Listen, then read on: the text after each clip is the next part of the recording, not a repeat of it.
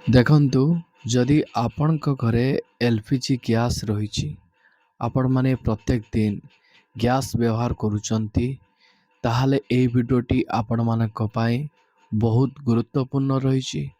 କାରଣ ରାଜ୍ୟ ସରକାର ଏବଂ କେନ୍ଦ୍ର ସରକାରଙ୍କ ତରଫରୁ ଏହିସବୁ ନିୟମ ଗୁଡ଼ିକକୁ ଲାଗୁ କରାଯାଇଛି। କ'ଣ ରହିଛି ଗ୍ୟାସ୍ ବ୍ୟବହାରକାରୀଙ୍କ ପାଇଁ ନୂଆ ନିୟମ ଗୁଡ଼ିକ? ଏହି ନିୟମ ଗୁଡ଼ିକକୁ ଆପଣ ବୁଝିବା ଜାଣିବା ନିହାତି ଜରୁରୀ ରହିଛି। ଆପଣ ଜାଣିଥିବେ ବର୍ତ୍ତମାନ ମଧ୍ୟପ୍ରାଚ୍ୟ ଯୁଦ୍ଧ ସମୟରେ ଅନେକ ସାରା ନିୟମରେ ପରିବର୍ତ୍ତନ କରାଯାଇଛି।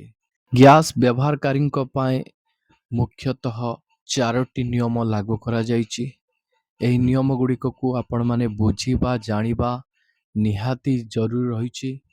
ତ ସବୁଠୁ ଗୁରୁତ୍ୱପୂର୍ଣ୍ଣ କଥା ହେଲା ଯେ ପ୍ରଥମେ ତ ଦେଖନ୍ତୁ କେଉଁମାନଙ୍କୁ ଗ୍ୟାସ୍ ମିଳିବନି।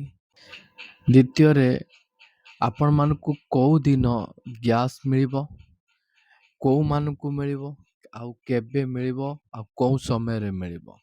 ତ ସମ୍ପୂର୍ଣ୍ଣ ତଥ୍ୟ ଆପଣମାନଙ୍କୁ ମୁଁ ଏହି ଭିଡ଼ିଓ ମାଧ୍ୟମରେ ଜଣେଇଦେବି। ସେଥିପାଇଁ ଆପଣମାନେ ଭିଡ଼ିଓଟିକୁ ବିନା ସ୍କିପ୍ରେ ଆରମ୍ଭରୁ ଶେଷ ପର୍ଯ୍ୟନ୍ତ ଦେଖନ୍ତୁ, ଯାହାଫଳରେ ଆପଣ ଜାଣିପାରିବେ, ବୁଝିପାରିବେ। ତା ପୂର୍ବରୁ ଆପଣମାନଙ୍କୁ କହି ରଖିବି, ଚ୍ୟାନେଲରେ ଯଦି ନୂଆ କରି ଆପଣ ଭିଡ଼ିଓଟି ଦେଖୁଥାନ୍ତି ତାହେଲେ ଭିଡ଼ିଓକୁ ଲାଇକ୍ କରି ଚ୍ୟାନେଲକୁ ସବସ୍କ୍ରାଇବ୍ କରି ପାଖରେ ଥିବା ବେଲ୍ ଆଇକନ୍କୁ କ୍ଲିକ୍ କରିଦିଅନ୍ତୁ। କାରଣ ସରକାରଙ୍କ ତରଫରୁ ଯେଉଁ ସବୁ ନୂଆ ସୂଚନା ଗୁଡ଼ିକ ଆସିବ ଏବଂ ଯେଉଁ ସବୁ ନୂଆ ଯୋଜନା ଗୁଡ଼ିକ ଆସିବ, ସେହି ଯୋଜନା ଗୁଡ଼ିକର ସମ୍ପୂର୍ଣ୍ଣ ସୂଚନା, ଆବେଦନ ପ୍ରକ୍ରିୟା, ତା ସହିତ ଦେଶ ବିଦେଶର ସମସ୍ତ ରାଜ୍ୟର ଗୁରୁତ୍ୱପୂର୍ଣ୍ଣ ସୂଚନା ଗୁଡ଼ିକ ଆପଣ କେବଳ ଏହି ଚ୍ୟାନେଲ ମାଧ୍ୟମରୁ ହିଁ ଆଗ ଜାଣିବାକୁ ପାଇବେ। ଦେଖନ୍ତୁ, ସବୁଠାରୁ ଗୁରୁତ୍ୱପୂର୍ଣ୍ଣ କଥା ହେଲା ଯେ ଯଦି ଆପଣମାନେ ଏହି ଭୁଲ କରିଦେଇଛନ୍ତି ତାହେଲେ ଆପଣମାନଙ୍କୁ ଆଉ ଗ୍ୟାସ୍ ସିଲିଣ୍ଡର ମିଳିବନି।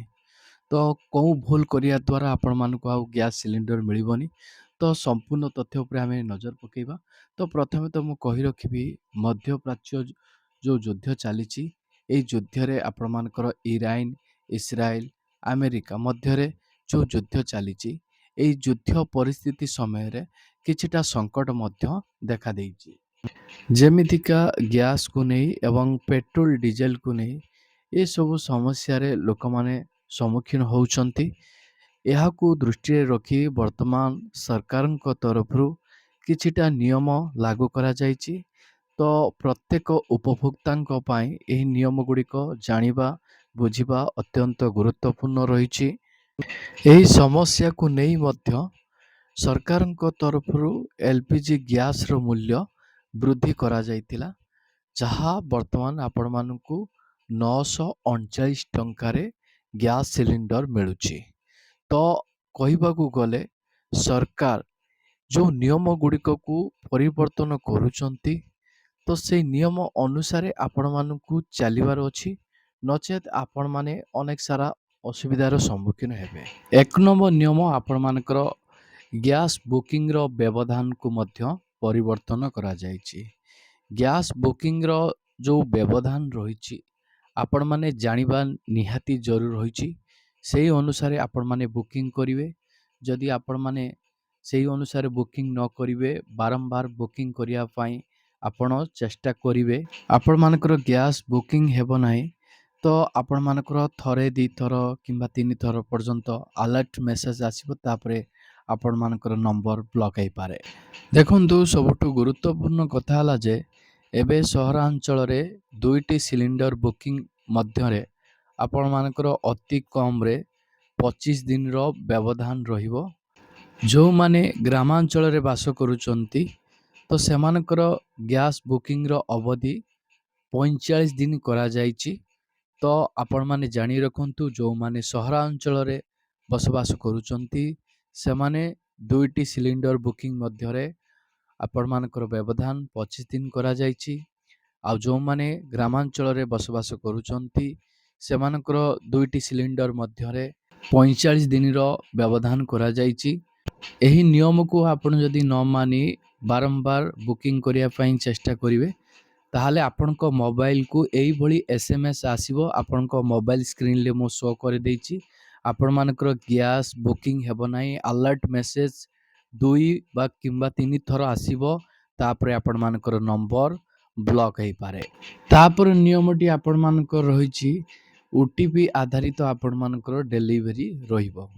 ଯେମିତିକି ଆପଣମାନେ ପୂର୍ବରୁ ମଧ୍ୟ ଏହା କରୁଥିଲେ, ବର୍ତ୍ତମାନ ଏହାର ପ୍ରକ୍ରିୟାକୁ ମଧ୍ୟ ପରିବର୍ତ୍ତନ କରାଯାଇଛି। ଏମିତିକା ନା ଗ୍ୟାସ୍ ନେବା ସମୟରେ ଆପଣଙ୍କ ମୋବାଇଲକୁ ଆସୁଥିବା OTP, ଯେଉଁଟାକି ଆପଣମାନଙ୍କର ଡେଲିଭରି ଅଥେଣ୍ଟିକେସନ୍ କୋଡ଼୍ ରହିଛି, ଏହା ଆପଣମାନଙ୍କୁ ଦେଖେଇବା ଜରୁରୀ ହୋଇଛି। ଏ କୋଡ଼୍ ନଦେଲେ ଆପଣମାନଙ୍କୁ ଗ୍ୟାସ୍ ଡେଲିଭରି ହେବ ନାହିଁ। ଏ କୋଡ଼୍ଟି ଆପଣମାନଙ୍କ ପାଇଁ ବହୁତ ଗୁରୁତ୍ୱପୂର୍ଣ୍ଣ ରହିଛି। ଏ କୋଡ଼୍ଟିକୁ ଆପଣମାନେ ସେଭ୍ କରିକି ରଖିବେ। ଯଦି ଆପଣଙ୍କ ମୋବାଇଲରୁ କୌଣସି କାରଣବଶତଃ କି ଆପଣଙ୍କ ଅଜାଣତରେ ଏହି କୋଡ଼୍ଟି ଆପଣଙ୍କ ମୋବାଇଲରୁ ରିମୁଭ୍ ହେଇଯାଉଛି, ତାହେଲେ ଆପଣମାନେ ଅସୁବିଧାରେ ସମ୍ମୁଖୀନ ହେବେ। ଆପଣମାନଙ୍କୁ ଗ୍ୟାସ୍ ଡେଲିଭରିର ପ୍ରକ୍ରିୟା ଆପଣମାନଙ୍କର ସମ୍ପୂର୍ଣ୍ଣ କରାଯିବ ନାହିଁ, ସ୍ଥଗିତ ରଖିଦିଆଯିବ। ତାପରେ ନିୟମଟି ରହିଛି ଆପଣମାନଙ୍କର ବୁକିଂ ସମୟକୁ ନେଇ। ପୂର୍ବରୁ ଆପଣମାନେ ଯେତେବେଳେ ଚାହୁଁଥିଲେ, ଯେଉଁ ମୁହୂର୍ତ୍ତରେ ଚାହୁଁଥିଲେ ଆପଣମାନେ ଗ୍ୟାସ୍ ବୁକିଂ କରିପାରୁଥିଲେ, ଅନଲାଇନ୍ ମାଧ୍ୟମରେ ହେଉ କିମ୍ବା ଆପଣଙ୍କର ମୋବାଇଲ କଲ୍ ମାଧ୍ୟମରେ ହେଉ। ବର୍ତ୍ତମାନ ବୁକିଂ ସମୟରେ ନିୟମ ଲାଗୁ କରାଯାଇଛି। ଆପଣମାନେ ଏହି ନିୟମକୁ ବୁଝିବା ଜାଣିବା ନିହାତି ଜରୁରୀ, ନଚେତ୍ ଆପଣମାନଙ୍କର ଗ୍ୟାସ୍ ବୁକିଂ ହେବ ନାହିଁ, ଆପଣ ଚେଷ୍ଟା କରି ବିଫଳ ହେବେ। ତ ଏହାର ସମୟ ମଧ୍ୟ ନିର୍ଦ୍ଧାରିତ କରାଯାଇଛି ସରକାରଙ୍କ ତରଫରୁ, କେଉଁ କେଉଁ ସମୟରେ ଆପଣମାନେ ଗ୍ୟାସ୍ ବୁକିଂ କରିପାରିବେ। ଦେଖନ୍ତୁ, ନିୟମଟି ରହିଛି ଆପଣମାନଙ୍କର ସକାଳ 5ଟାରୁ ସକାଳ 7ଟା ପର୍ଯ୍ୟନ୍ତ ଆପଣମାନେ ଗ୍ୟାସ୍ ବୁକ୍ କରିପାରିବେ। ଏହି ସମୟ ମଧ୍ୟରେ କେଉଁମାନେ ଗ୍ୟାସ୍ ବୁକିଂ କରିପାରିବେ ଆପଣମାନେ ଜାଣି ରଖନ୍ତୁ। ଯେଉଁମାନେ ଅନଲାଇନ୍ ଏବଂ ଅଫଲାଇନ୍ ପ୍ରକ୍ରିୟା ଉଭୟ ପ୍ରକ୍ରିୟାକୁ ଅବଲମ୍ବନ କରି ଗ୍ୟାସ୍ ବୁକିଂ କରୁଛନ୍ତି, ତ ସେମାନଙ୍କ ପାଇଁ ସମୟ ରହିଛି ସକାଳ 5ଟାରୁ ସକାଳ 7ଟା ପର୍ଯ୍ୟନ୍ତ। ଯେମିତିକା ଆପଣମାନେ ହ୍ୱାଟ୍ସଆପ୍ କିମ୍ବା ସରକାରୀ ୱେବସାଇଟ୍କୁ ଯାଇ ଆପଣମାନେ ଗ୍ୟାସ୍ ବୁକିଂ କରୁଛନ୍ତି, କିମ୍ବା ଆପଣ ମୋବାଇଲ କଲ୍ ମାଧ୍ୟମରେ ଗ୍ୟାସ୍ ବୁକିଂ କରୁଛନ୍ତି, କିମ୍ବା SMS ମାଧ୍ୟମରେ ଗ୍ୟାସ୍ ବୁକିଂ କରୁଛନ୍ତି, ଏସବୁ ପ୍ରଣାଳୀ ଆପଣମାନେ ଅବଲମ୍ବନ କରିପାରିବେ। ଉଭୟ ପ୍ରଣାଳୀ ଆପଣମାନେ ଅଫଲାଇନ୍ ଅନଲାଇନ୍ ଦୁଇଟି ପ୍ରଣାଳୀ ଆପଣମାନେ ଅବଲମ୍ବନ କରିପାରିବେ ସକାଳ 5ଟାରୁ ସକାଳ 7ଟା ପର୍ଯ୍ୟନ୍ତ। ତାପରେ ଆପଣମାନେ ଆଉ ଗ୍ୟାସ୍ ବୁକିଂ କରିପାରିବେନି। ତାପରେ ଆପଣମାନେ ରାତି 8ଟାରୁ ରାତି 12ଟା ପର୍ଯ୍ୟନ୍ତ ଗ୍ୟାସ୍ ମଧ୍ୟ ବୁକିଂ କରିପାରିବେ। କେବଳ ଫୋନ୍ କଲ୍ ମାଧ୍ୟମରେ ଆପଣମାନେ ବୁକିଂ କରିପାରିବେ।